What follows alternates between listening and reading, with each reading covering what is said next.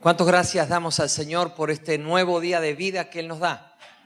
Un nuevo día de vida es una nueva oportunidad del Señor para nosotros, pero sobre todo es una nueva oportunidad del Señor para el mundo. Para el mundo. Claro, para el mundo. Porque a veces nos levantamos pensando incorrectamente o egoístamente, pensando en nosotros. Gracias por el nuevo día que me das y la nueva oportunidad que me das.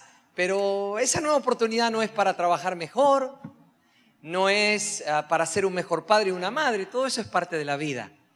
Es realmente para que este mundo pueda ver la luz de Cristo a través de nosotros. Así que este nuevo día es un día de oportunidad para el mundo en el cual vivimos. Y eso es tremendamente importante para cada uno de nosotros que estamos aquí como mensajeros del Señor, como enviados del Señor, como la iglesia que Él preparó, la santificó, la limpió para que estuviera en este mundo manifestando su presencia. Qué bueno es el Señor, qué grande es lo que tenemos por delante. En el día de hoy vamos a detenernos en un versículo de la Escritura que está en Hechos 2. Vamos a ir al capítulo de Hechos 2 y vamos a leer el versículo 36. Yo voy a leerlo en la Reina Valera contemporánea. Repito, es Hechos 2, verso 36, que dice así: Sépalo bien todo el pueblo de Israel, que a este Jesús, a quien ustedes crucificaron, Dios lo ha hecho Señor y Cristo. El Espíritu Santo puso como un fuego esta frase que Pedro dijo por el Espíritu, que a este Jesús, que lo habían crucificado, Dios lo ha hecho Señor y Cristo. ¿Por qué es tan trascendente esta frase que dijo Pedro?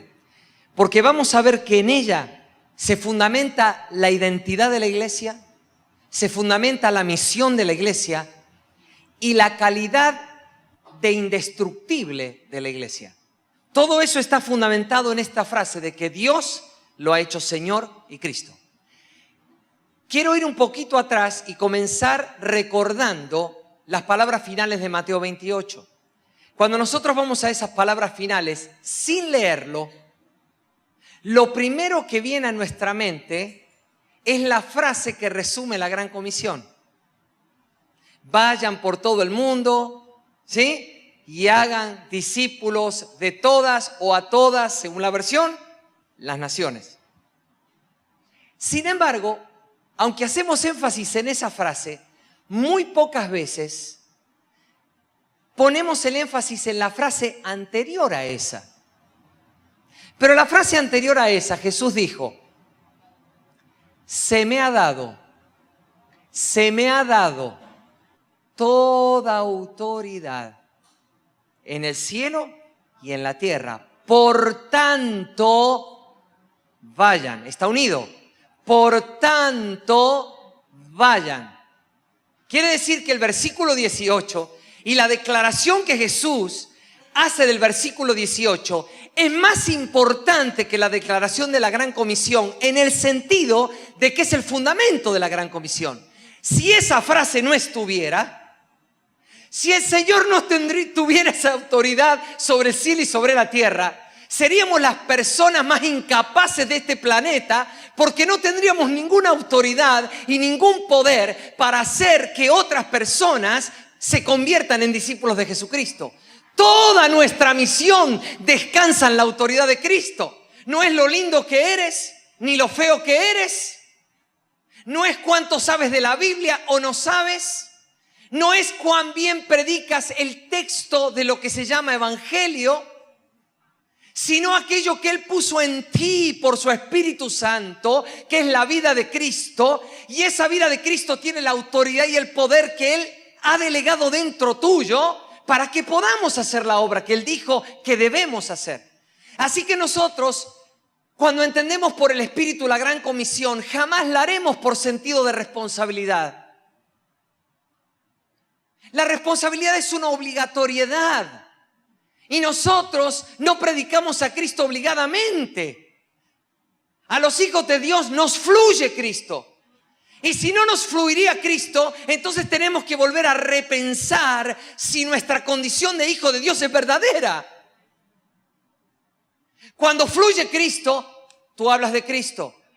Tú siempre vas a hablar de lo que fluye dentro de tu corazón. Por eso es tan importante lo que hablas.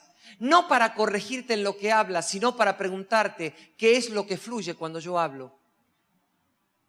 Siempre vamos por los efectos y nunca por las causas. Si fluye Cristo, realmente lo que más me va a importar a mí manifestar y hablar todo el día es Cristo. Y lo que tiene que ver con Cristo y con la palabra de Cristo. ¿Por qué? Porque estoy todo en Él y Él todo en mí. Cuando veo que otras cosas son las que fluyen, el punto no es, tengo que tratar de corregir para sacarme esto. No. Eso es carnal. El punto es, Señor, yo me entrego para que tú fluyas. Y cuando tú fluyas, me voy a olvidar de decir, tengo que corregir tal cosa o tal otra. Estoy siendo claro. Aunque no se suele relacionar la autoridad con la fe, en el reino de Dios, la autoridad y la fe no se pueden separar, jamás.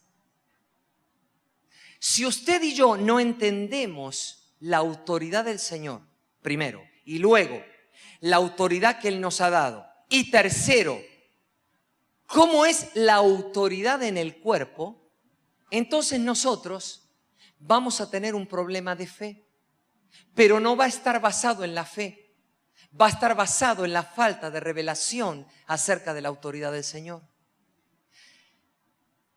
Para un discípulo, su fe es proporcional a su entendimiento de autoridad. Muchas veces, muchos hermanos o hermanas dicen, hermano, ore por mí porque yo necesito una mayor medida de fe. Necesito que mi fe crezca y eso es bueno. Pero oramos para que la fe crezca, pero no sabemos que el camino en realidad es una revelación de la autoridad. Cuando los discípulos le dijeron a Jesús, Señor, danos más fe, nunca le respondió orando por la fe de ellos. Parece que se fue por otro camino su respuesta. No es que se fue por otro camino. Es que Jesús sabía cómo iba a venir esa medida superior de fe para sus vidas porque estaba relacionado con la autoridad. Vamos a ir por favor a Mateo 16. Mateo capítulo 16. Vamos a comenzar a leer a partir del versículo 13. Mateo 16. Verso 13 dice en la Nueva Versión Internacional: Cuando llegó a la región de Cesarea de Filipo, Jesús preguntó a sus discípulos, ¿quién dice la gente que es el Hijo del Hombre? Le respondieron, unos dicen que es Juan el Bautista, otros que Elías, y otros que Jeremías o uno de los profetas. ¿Y ustedes, quién dicen que soy yo? Tú eres el Cristo, el Hijo del Dios viviente, afirmó Simón Pedro. Dichoso tú, Simón, hijo de Jonás, le dijo Jesús, porque eso no te lo reveló ningún mortal, sino mi Padre que está en el cielo. Yo te digo que tú eres Pedro, y sobre esta piedra edificaré mi iglesia, y las puertas del reino de la muerte no prevalecerán contra ella. Te daré las llaves del reino de los cielos. Todo lo que ates en la tierra quedará atado en el cielo, y todo lo que desates en la tierra quedará desatado en el cielo. Luego les ordenó a sus discípulos que no dijeran a nadie, ¿está escuchando, no? Que no dijeran a nadie que Él era el Cristo. Qué extraña orden. Al parecer es extraña, al parecer. Esta es la primera vez que Jesús habla de la iglesia. Y Jesús, para hablar de la iglesia, le hace a los discípulos una pregunta doble. Primero dice, la gente. ¿Qué dice la gente acerca del Hijo del Hombre? Bueno, que Juan, que Jeremías, que algún profeta antiguo, vaya a saber. Ok. Pero ustedes, ¿quién dicen que soy yo? ¿Quién dicen que soy yo? Pedro, evidentemente, recibe una revelación del Padre. Evidente, porque Jesús lo dice. Y dice, tú eres, ¿qué dice? El Cristo. Tú eres el Hijo del Dios viviente.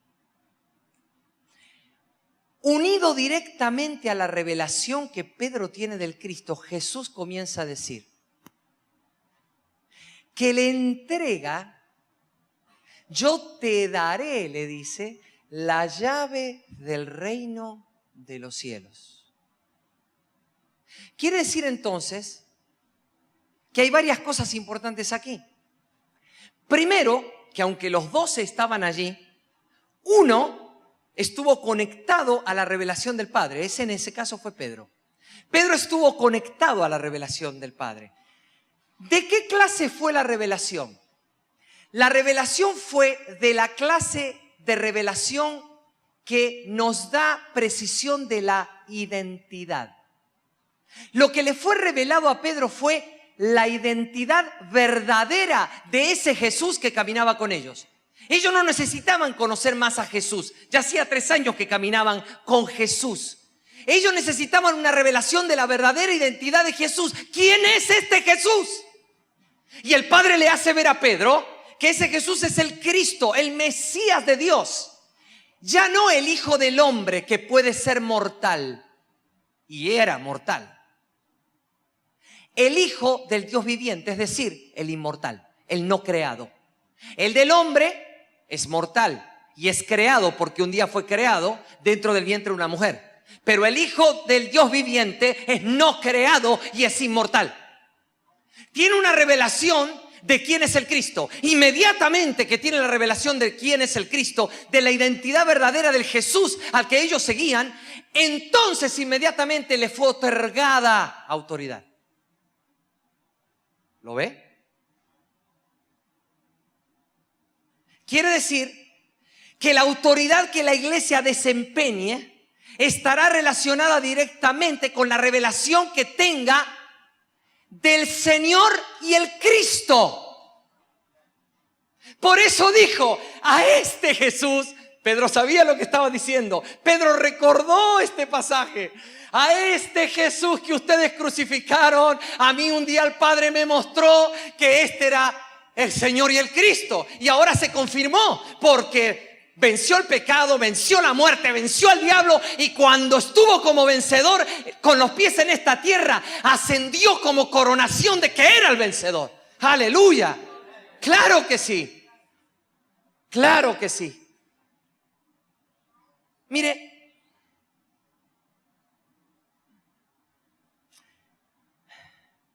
la Biblia dice que la iglesia es el cuerpo de Cristo. Dice que la iglesia es la plenitud de aquel que todo lo llena en todo.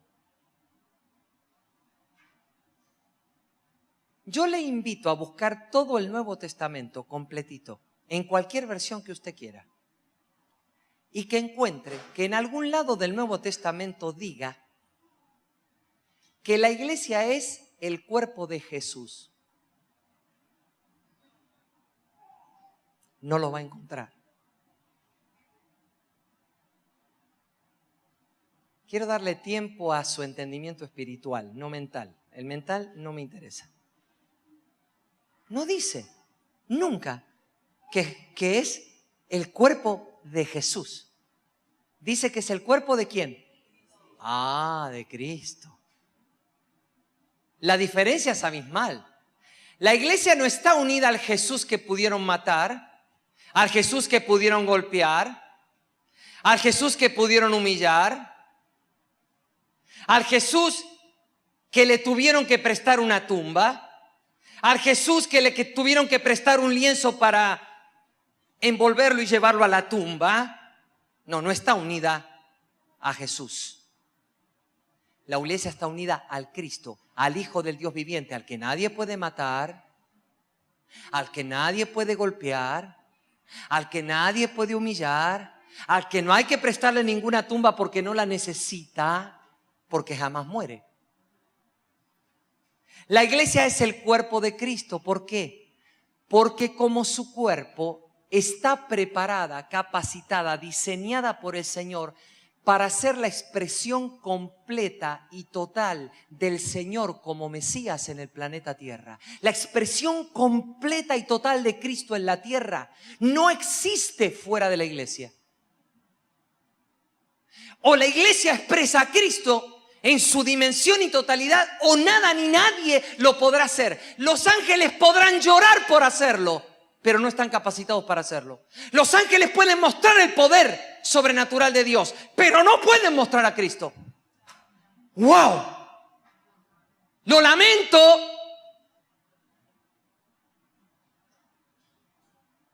Por eso dice, son cosas que anhelan mirar los ángeles. ¡Wow! No. Creo que hay que despertar. Yo creo que hay que despertar. Yo creo que hay que despertar. Yo creo que a veces la iglesia cree que es el cuerpo de Jesús. O sea, es el cuerpo de Cristo, pero vive como si fuera el cuerpo de Jesús. La pueden azotar, la pueden deprimir, las circunstancias no me mueven, no, la aplastan, viene la cosita y ya tenemos un problema y nos ponemos a llorar por todos los costados, ¿o no? Yo creo que en la realidad a veces en vez de vernos como el cuerpo de Cristo nos vemos como el cuerpo de Jesús. Pero la iglesia no es el cuerpo de Jesús.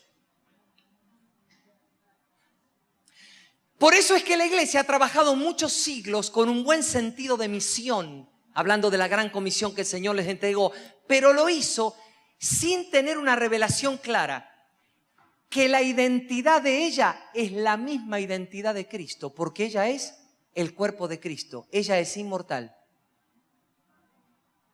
ella es indestructible. Contra ella las puertas del infierno no pueden. Es decir, lo que Cristo es, estoy hablando del que venció el pecado, del que venció la muerte, del que venció al diablo y de que ascendió. Ese mismo Cristo, es decir, Él hizo lo que hizo no para Él. Él hizo lo que hizo para la iglesia porque Él como Dios no tenía que demostrarle a nadie que era Dios. Pero cuando Él se identifica como hombre, Él lo hace ¿para qué? Lo hace para que cuando acabe su obra completa, muerte, resurrección y ascensión, Él pueda darle a la iglesia su espíritu, es decir, el espíritu victorioso, vencedor de Jesucristo dentro de ella, para que ella lo pueda manifestar en el mundo.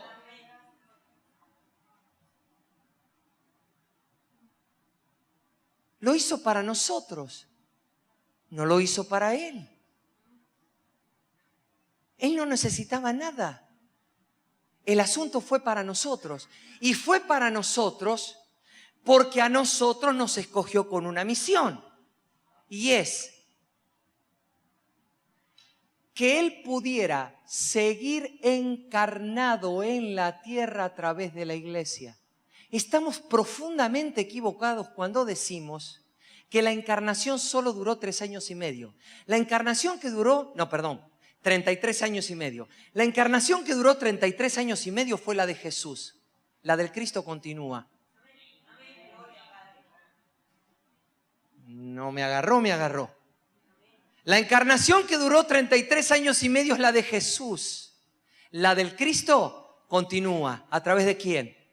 De la iglesia. Por eso tenemos el Espíritu de Cristo, porque al Espíritu Santo, ¿cómo se lo llama en la Biblia? El Espíritu de Cristo. Aún Pedro, por el Espíritu, habla de los antiguos profetas y dice que ellos hablaban por el Espíritu de Cristo que estaba en ellos. ¡Wow!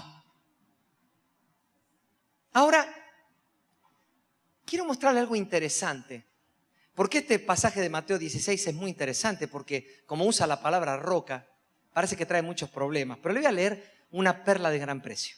Isaías 51, por favor. Vaya a Isaías. Esto es bien sencillo, pero lo tenemos que ver en la sencillez de la palabra.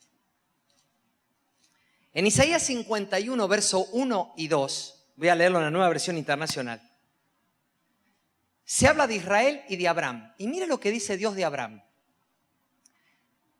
Ustedes, los que van tras la justicia y buscan al Señor, escúchenme. Escuche bien ahora. Miren la roca de la que fueron tallados o cortados, la cantera de la que fueron extraídos. Miren a Abraham, su padre, y a Sara, que los dio a luz. Cuando yo lo llamé, él era solo uno, pero lo bendije y lo multipliqué. ¿Sabe qué hizo el Señor para hablarle a Israel? El Señor honró a Abraham por su fe y lo comparó con una roca. Y le dijo a Israel, de Abraham como roca yo te corté. ¿Usó la palabra qué? Roca. ¿Por qué? Porque el Señor honró la fe de Abraham.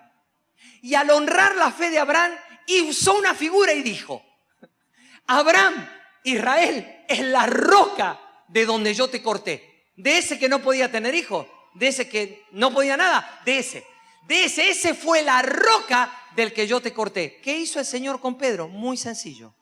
El Señor honró la fe de Pedro. ¿Por qué la honró? Le dijo, Pedro, honro tu fe porque esa declaración que hiciste de fe, que es una revelación del Padre, es la roca en la que va a estar basada la identidad de la iglesia. Por eso Jesús lo llamó a Pedro roca. Sí, no se equivoque. Sí, lo llamó roca. No hay ningún conflicto. Lo llamó roca en el sentido de honrar la fe de Pedro, que osadamente declaró la revelación que había recibido del Padre. Y cuando la declaró, él se transformó en esa roca desde donde salió la roca que fundamenta la iglesia de Jesucristo. ¿Lo está viendo? Esta es la palabra. Si entiende Abraham, entiende lo que pasó con Pedro. Y no lleva a Pedro a un nivel totalmente equivocado. Pero sí está en la palabra. Ahora mire.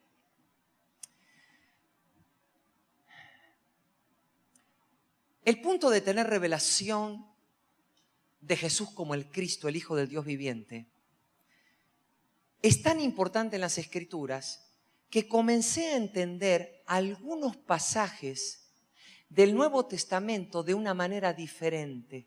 Sobre todo los pasajes que tienen que ver con cosas que recibieron gente extranjera y no judía. ¿Y por qué Jesús pareciera ser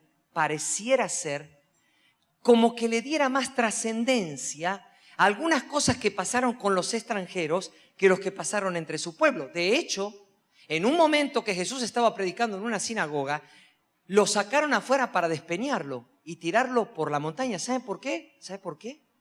Porque él empezó a decir que en los tiempos de Elías había muchas viudas en Israel, pero no fue enviado a ninguna de ellas, sino una viuda de Sarepta de Sidón. Y después dijo que en los tiempos de Eliseo pasaba lo mismo, pero no fue enviado. No, perdón, en los tiempos de Naamán pasaba exactamente lo mismo y había muchos leprosos en Israel, pero no. Fue enviado a sanar al sirio Naamán. Por eso lo despeñaba.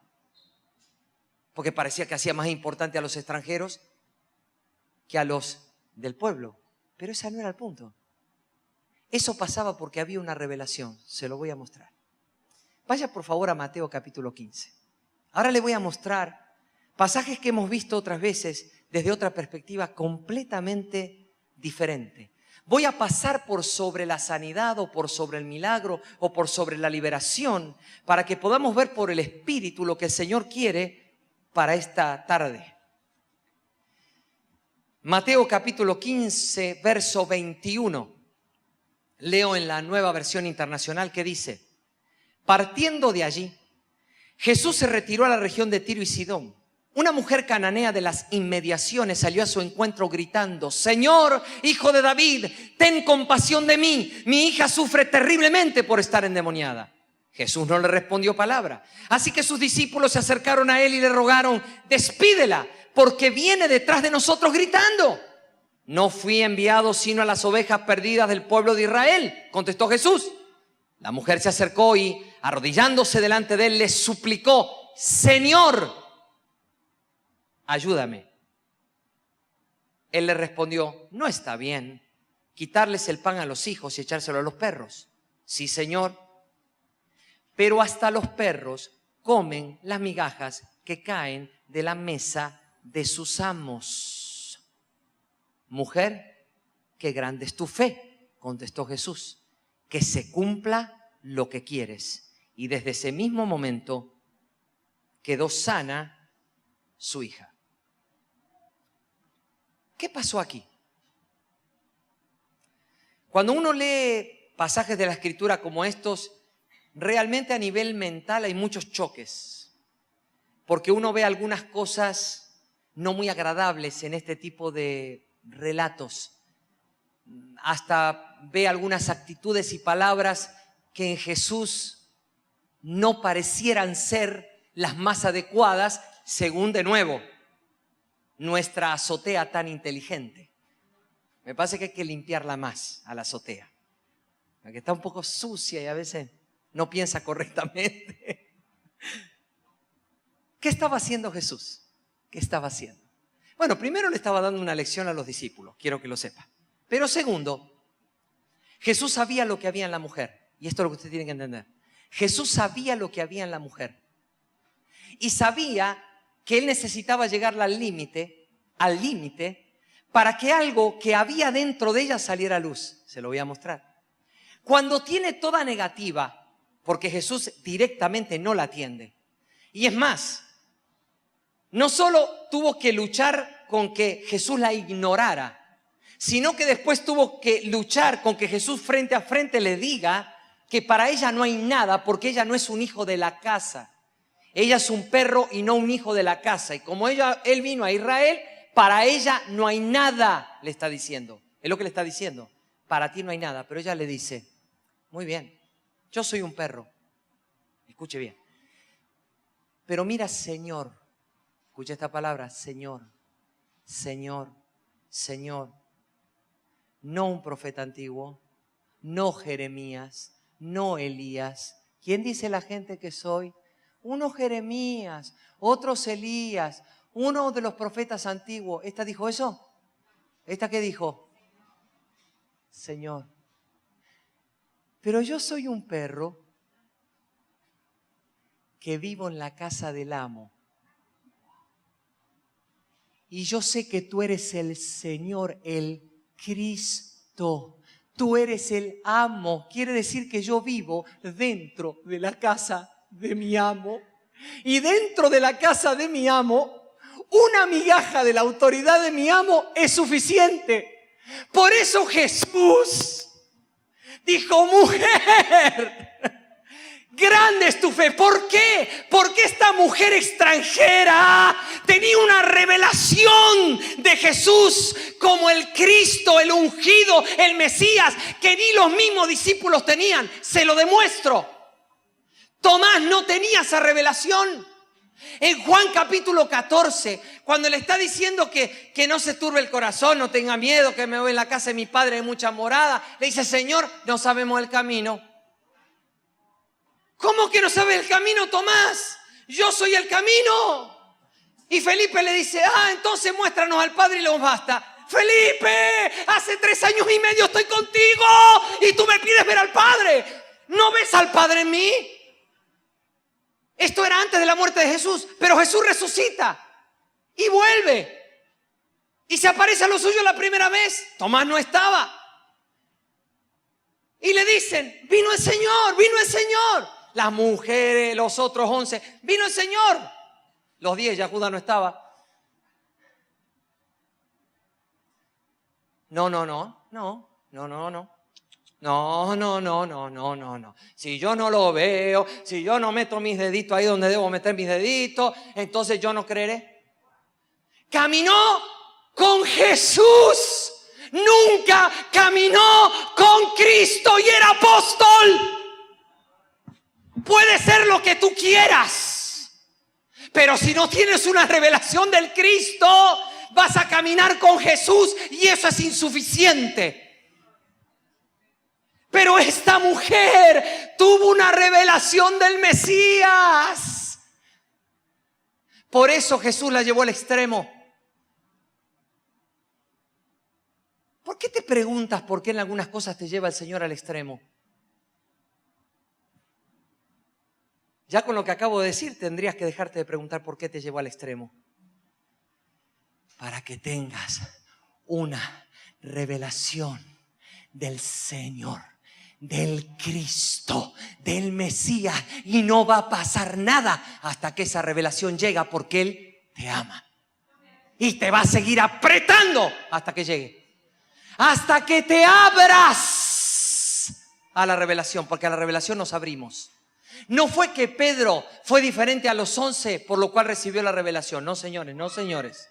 Dios no hace diferencia de personas. Fue que Pedro en su espíritu estaba abierto a recibir algo que los otros 11 no estaban abiertos. Tú vas a tener más, y al que tiene más se le dará más, y al que tiene menos se le quitará aún lo que tiene. Entonces, si tú quieres más, tienes que abrirte más. Y te aplico la S para que quede claro.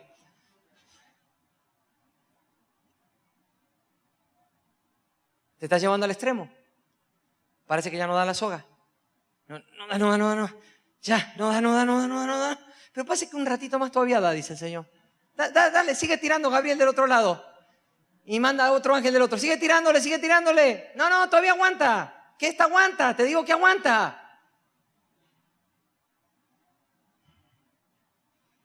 La está viendo, le estoy hablando por el Espíritu. Yo sé lo que estoy diciendo. Que esta aguanta. Este aguanta, todavía aguanta. Tírale. ¿Por qué, Señor?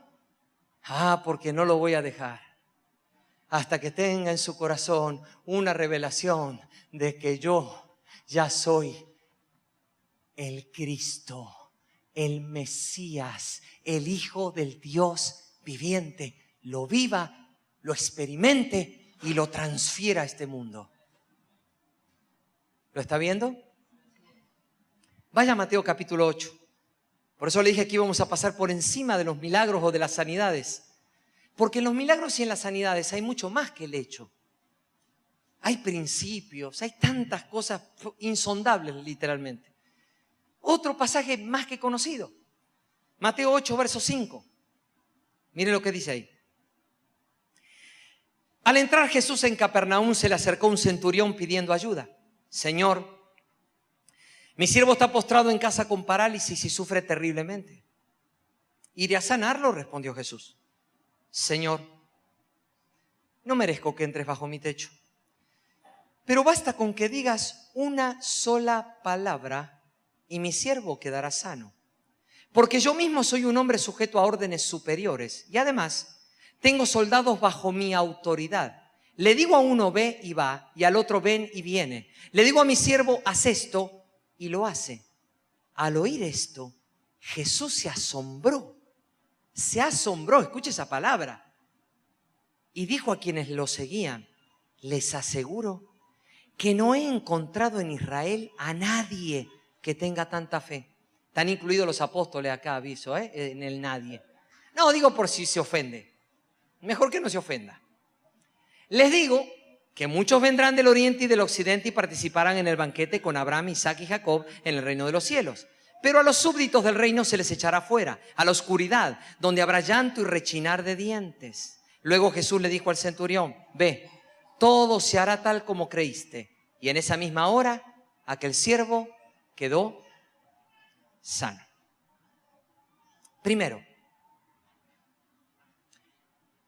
¿cuál es el tema central de este relato? Uno dice el paralítico. Sí, está bien. Eso es la sanidad. Pero el tema central que lo inició realmente el centurión, ¿cuál es? La autoridad. Es el tema central de este relato. La autoridad. ¿Por qué el Señor le dice que lo va a sanar? Y el otro le dice: Señor, no. Primero, que no soy digno. Él recordaba que era extranjero, recuerde. Primero, que no soy digno. Segundo, no hace falta. Tú eres, ahí está, el Señor. Tú eres el Cristo, tú eres el Mesías. Tú no necesitas venir. tan solo dio una palabra. Fíjese. La mujer le dijo unas migajas y este le dijo tan solo una palabra. ¿Están unidos o no están unidos? ¿Todos están unidos en qué tema? En la autoridad. ¿En la autoridad de quién? De Cristo, el Hijo del Dios viviente, el Señor y Mesías. En eso están unidos. Entonces, cuando este hombre dice eso, Jesús se asombra y cambia el tema. O mira el mismo tema desde el otro lado de la moneda. Se llama fe. Póngalo así. ¿Usted quiere fe? La fe es una moneda de dos caras. De un lado hay fe, del otro lado hay autoridad. ¿Usted no entiende autoridad? No tiene fe. Por eso tenemos tanto problema en la iglesia. El problema de la iglesia no es un problema de fe, es un problema de autoridad, por lo cual la fe no se libera. No es solo un problema de autoridad vertical, porque con esa no tenemos mucho problema, porque nadie nos ve. Y como dice la canción, donde nadie nos ve parece que puedo ser o no ser. ¿Ah? Pero no es así, ¿vio? Pero en la iglesia, el problema de autoridad no suele ser vertical, sino, bájele la manito, suele ser horizontal. Ya cuando veo a Cristo en mi hermano, las cosas no son tan fáciles. Porque probablemente no me gusta tanto mi hermano, o al pastor este no me gusta como al otro, y me parece que... Y empiezo. ¡Pum! ¿Problema de qué tengo? De autoridad. Y como tengo problema de autoridad, ¿de qué tengo problema en realidad después? De fe. ¿Usted cree que le falta fe? Entonces pida revelación de la autoridad. Eso es lo que de verdad le falta. ¿Por qué yo no puedo como vivir en otra clase de fe? ¿Por qué, Señor? Ya está, le estoy contestando. El Señor le está contestando a través mío hoy. Porque necesita comprender autoridad. No solo la autoridad de quién es el Cristo, eso es una cosa importantísima, sino también cómo se mueve la autoridad en el cuerpo, de los unos a los otros. Eso a usted le va a dar fe. Por eso Jesús el tema que dijo, no he hallado tanta fe ni siquiera en Israel. Es decir, los dos son extranjeros. Pero me hace ver en los dos casos lo mismo, que el hecho de tener entendimiento de la autoridad es vital para ejercitar la fe. Y cuanto mayor sea el entendimiento de la autoridad, mayor será la fe que yo puedo desarrollar. Va a estar directamente relacionado con eso. La frase que el Señor puso en mi corazón está en Hechos 3, Hechos capítulo 3. Una frase que es la que lleva por título esta palabra que el Señor me dio. En Hechos capítulo 3 hay otro relato de una persona a la que el Señor le hace un milagro verdaderamente, no es una sanidad, simplemente es un milagro. Y dice el capítulo 3 de Hechos, versículo 1. Un día subían Pedro y Juan al templo a las 3 de la tarde, que es la hora de la oración.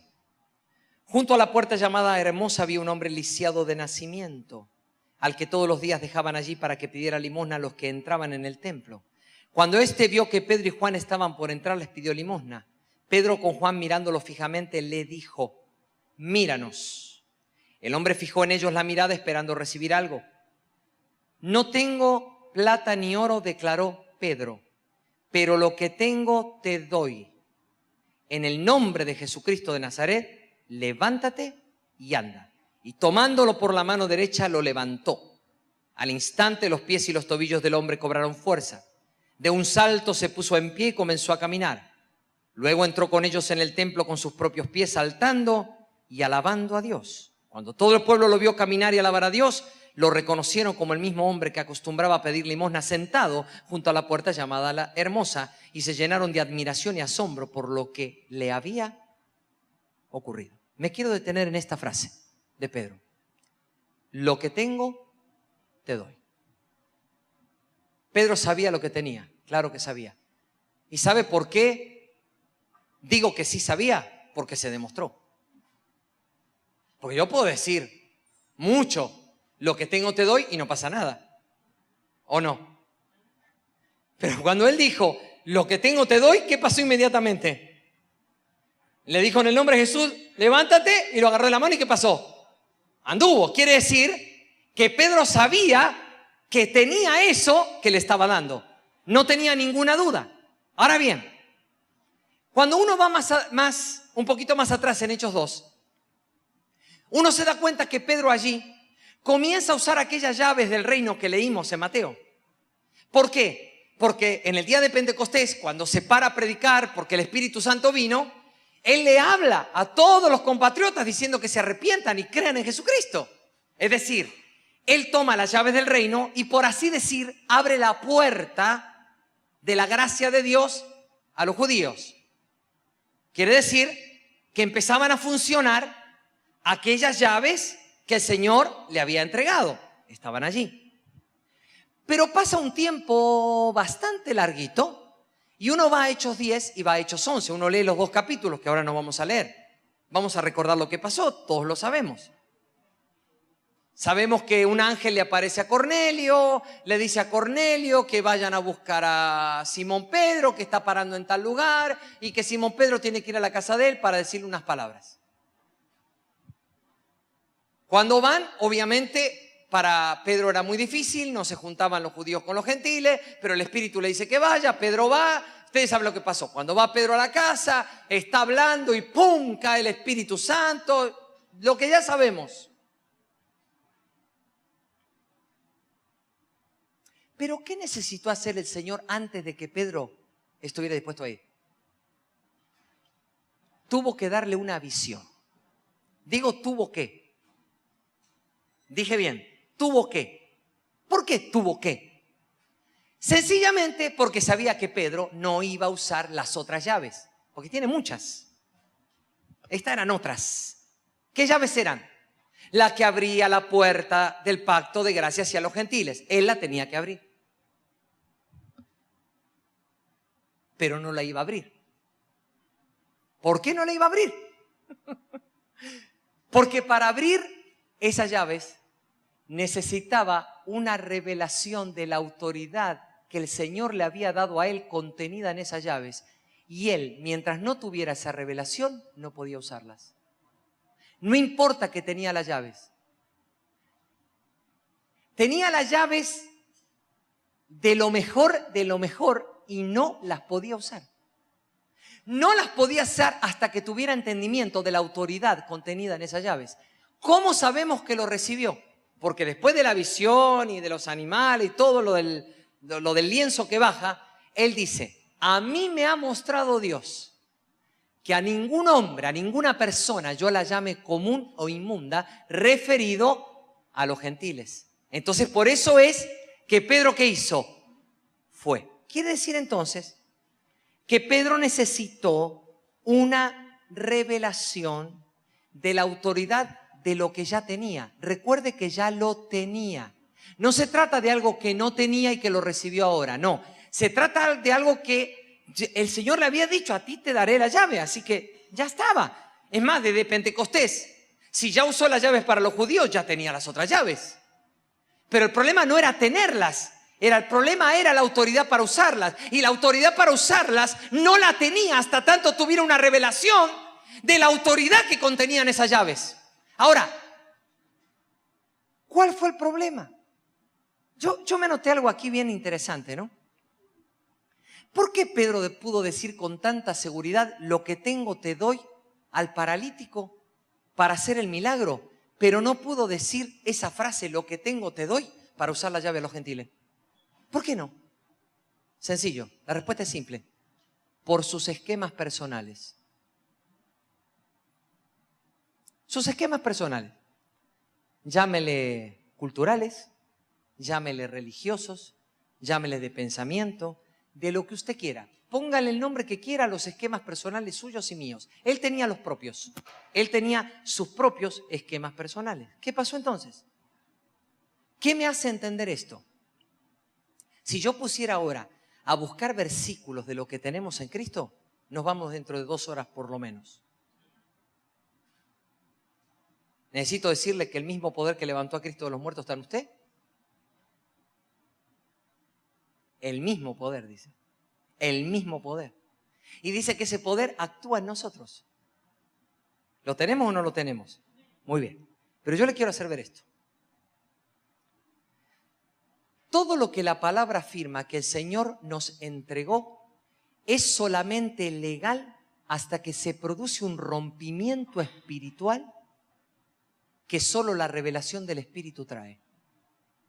Si el Espíritu Santo, si no nos abrimos al Espíritu Santo para tener una revelación de las cosas que legalmente tenemos, jamás tendremos el poder de usarlas. Aunque las tengamos todas, aunque las declaremos todas. Está demostrado con Pedro. Si le pasó a Pedro, nos pasa a nosotros. Quédese tranquilo.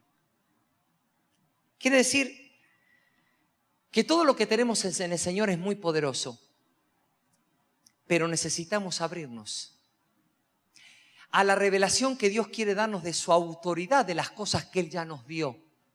Porque si nos abrimos a la revelación de su autoridad, de las cosas que Él ya nos entregó, eso va a producir un rompimiento ¿de qué? De nuestros esquemas personales. Usted va a poder poner todo, pero todo es absolutamente todos sus esquemas personales de cualquier clase, no importa si se trata de cómo usted piensa de la vida, cómo piensa del esposo, de la esposa, lo que piensa del matrimonio, lo que piensa del trabajo, lo que piensa del dinero, lo que piensa de la disciplina de los hijos. Póngale todo lo que usted piensa de lo que usted está viviendo hoy. Cuando usted pone todo eso y dice, Señor, si esto es un esquema, rómpelo. Ahí estamos. Esa es una oración seria, ¿eh? Esa es seria. Porque usted tiene que decirle por nombre. Por nombre. Si esta cosita o cosota es un esquema, Espíritu Santo, revela y rómpelo. Pero yo quiero tener una revelación de la autoridad de todo lo que me has dado en Cristo el Mesías, Señor.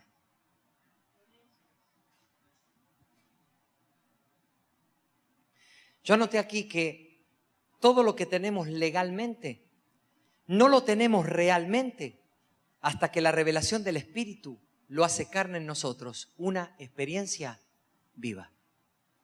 ¿Y qué es lo que el Señor quiere en este día?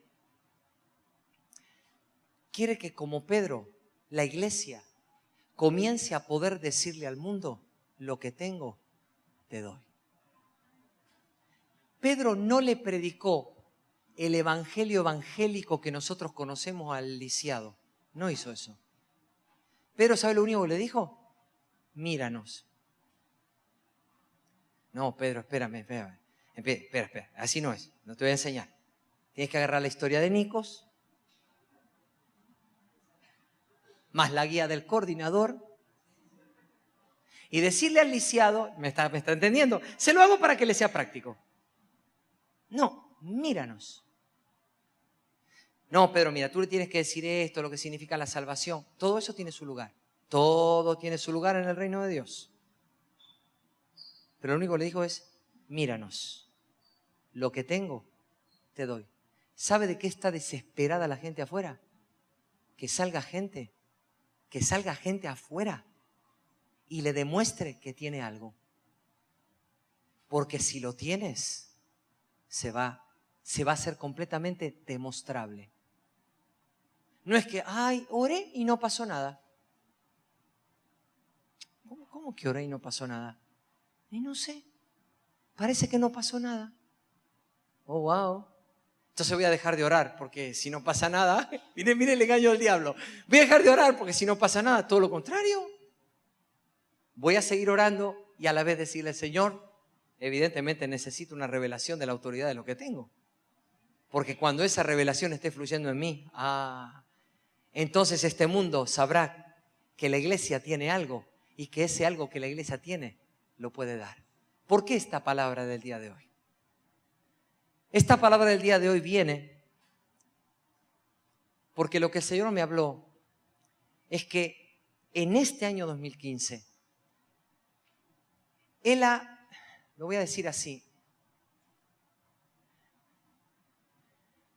ha planeado el tiempo, aunque el tiempo de Dios es siempre, pero no sé cómo decirlo, ha planeado el tiempo para que la iglesia se manifieste como Pedro lo declaró en esa frase. Lo que tengo, te doy. De tal manera que el mundo deje de escuchar tanta palabra y empiece a ver que lo que es de Dios lo puede palpar, lo puede tener. Y no necesariamente es un lisiado o una sanidad. Hay tanta cantidad de cosas que son de Dios y que este mundo necesita recibir, pero que el mundo lo tiene que ver. Y eso es lo que vamos a orar. Eso es lo que vamos a abrir el día de hoy.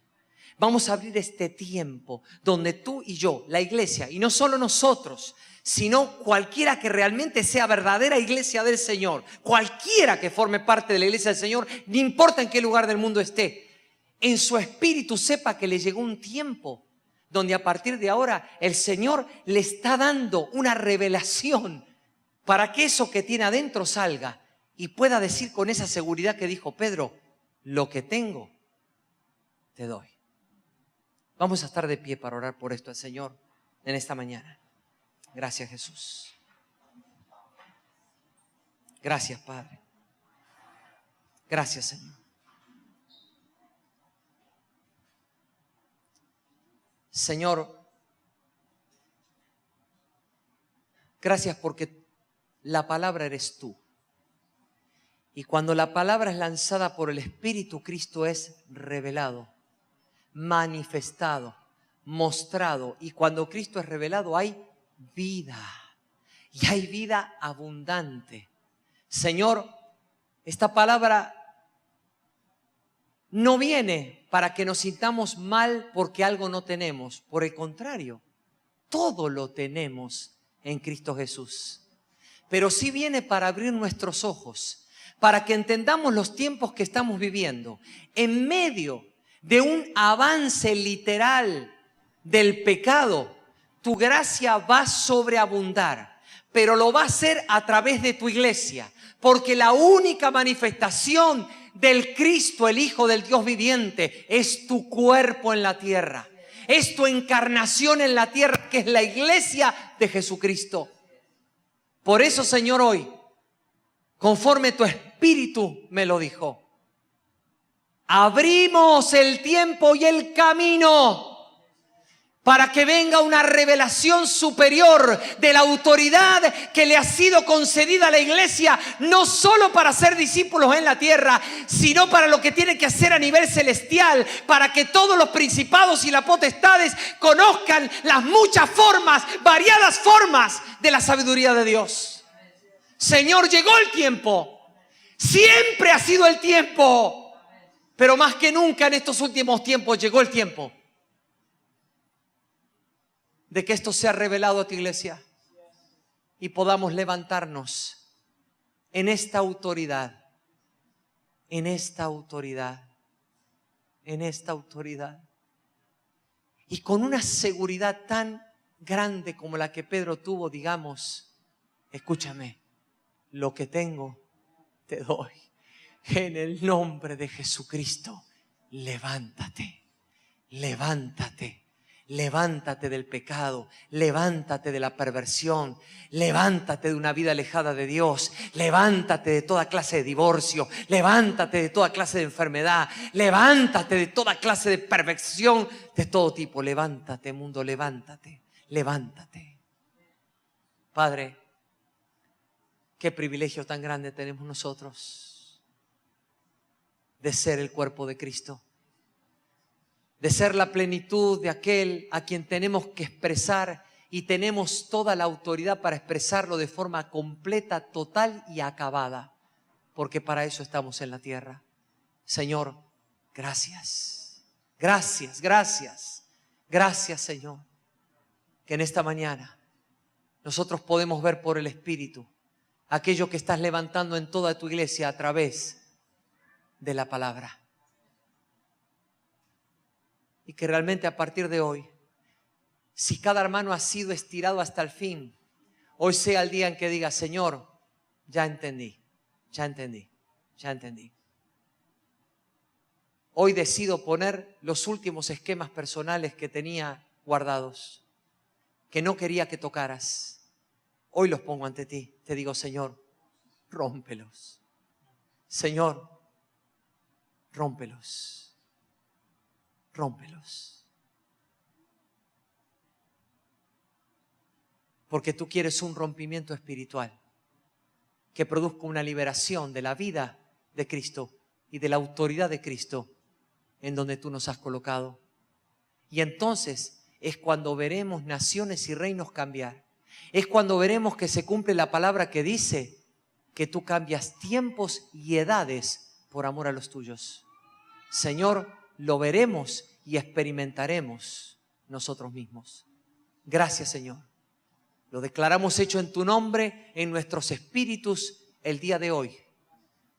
Y declaramos que donde se vea esta palabra, se va a liberar la gracia que en ella está contenida. La gracia que en ella está contenida. Gracias, Señor. En tu nombre poderoso y amado te alabamos. Amén. Y amén.